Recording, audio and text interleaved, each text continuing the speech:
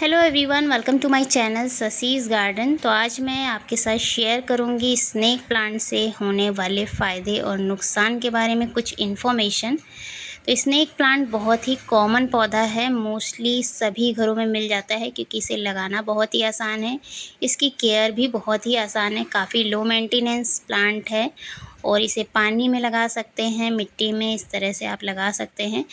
बहुत slow growing plant होता है, लेकिन जब ये बढ़ता है और गमले में फैलता है तो इसके काफ़ी सारे प्लांट्स इकट्ठा हो जाते हैं और फिर हमें इन्हें लगाने के लिए प्लांटर ढूंढने पड़ते हैं और कुछ प्लांट्स को हटाना भी पड़ता है।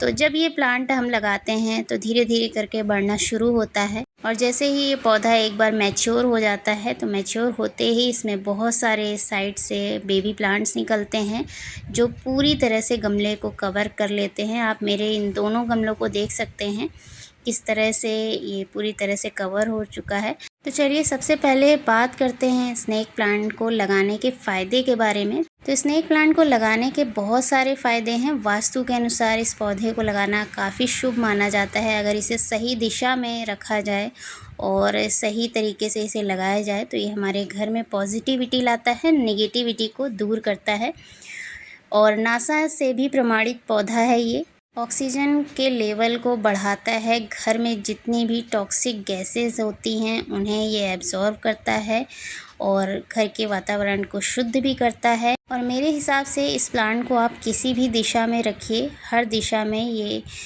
ऑक्सीजन ही फैलाएगा। लॉजिकली देखा जाए ये पौधा ऑक्सीजन रिलीज़ करने वाला प्लांट है जो हमारी प्राणवायु होती है और जिस चीज़ से हमें प्राणवायु मिल रही हो वो पौधा हमारे लिए शुभ ही होता है। तो इसलिए इस पौधे को शुभ माना जाता है और बहुत से लोग अपने घरों में इसे इसीलिए लगाते हैं। दिखने में भी ये पौधा काफ़ी अच्छा होता है, इसे एज अ डेकोरेटिव प्लांट भी रख सकते हैं। और दूसरी बात है, इस पौधे को आप कहीं भी कैसे भी एटमॉस्फेयर में रखें ये बहुत अच्छे से सर्वाइव करता है, सिवाय इसे अंधेरे वाली जगह पर रखने के। तो अंधेरे वाली जगह पर अगर आप इसे रखते हैं तो कुछ दिन तो ये पौधा अच्छे से सर्वाइव करता है, उसके बाद धीरे धीरे करके पौधा मरने लगता है। तो इसे इंडोर रख सकते हैं, लेकिन ऐसी जगह पर जहाँ अच्छी ब्राइट लाइट मिल रही हो, तो ऐसी जगह पर ये पौधा बहुत अच्छे से सर्वाइव करता है। जहाँ पर अच्छा वेंटिलेशन हो वहाँ पर आप इसे रख सकते हैं। दूसरी चीज़ है इसकी केयर की अगर बात करें तो इसमें बहुत ही कम पानी की ज़रूरत पड़ती है अगर आपने इसे इंडोर रखा है।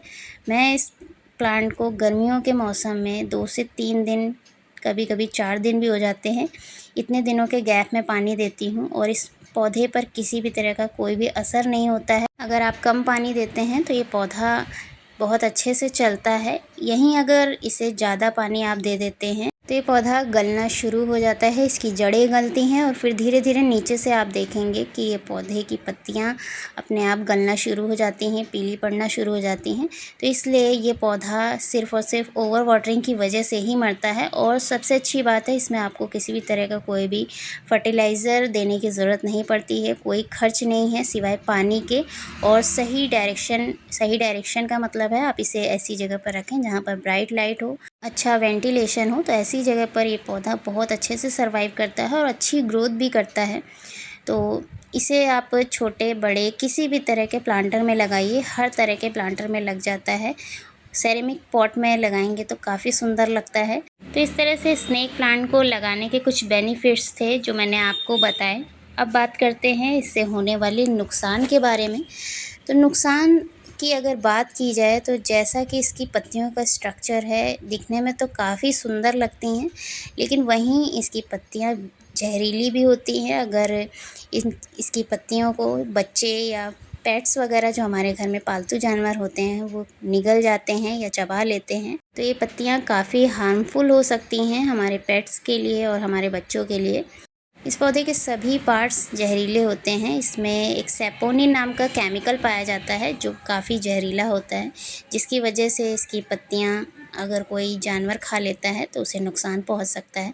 और दूसरी चीज़ है, ये पौधा अगर स्वस्थ रहता है, इसकी हम सही तरीके से केयर करते हैं तो स्वस्थ पौधा कोई भी हो हमारे घर में पॉजिटिविटी ही लाता है, पॉजिटिविटी का साइन होता है हेल्दी पौधा।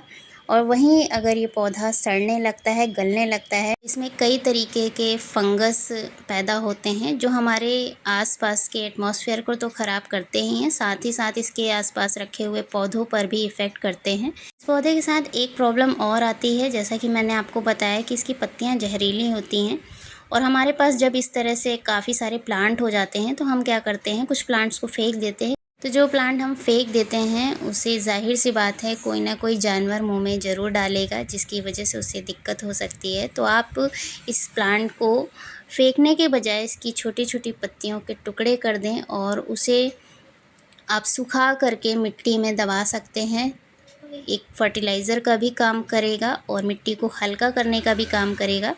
तो इस तरह से इस पौधे के कुछ नुकसान थे। फ़ायदे तो बहुत सारे हैं, लेकिन इस प्लांट से होने वाले जो नुकसान हैं उनको भी नज़रअंदाज नहीं किया जा सकता है। तो इस प्लांट को लेकर के जो मैंने फ़ायदे और नुकसान आपके साथ शेयर किए, अगर वो आपको पसंद आया हो तो प्लीज़ मुझे कमेंट करके ज़रूर बताइएगा, अपना एक्सपीरियंस शेयर करिएगा। मिलते हैं फिर से एक और नए वीडियो में। Thanks for watching.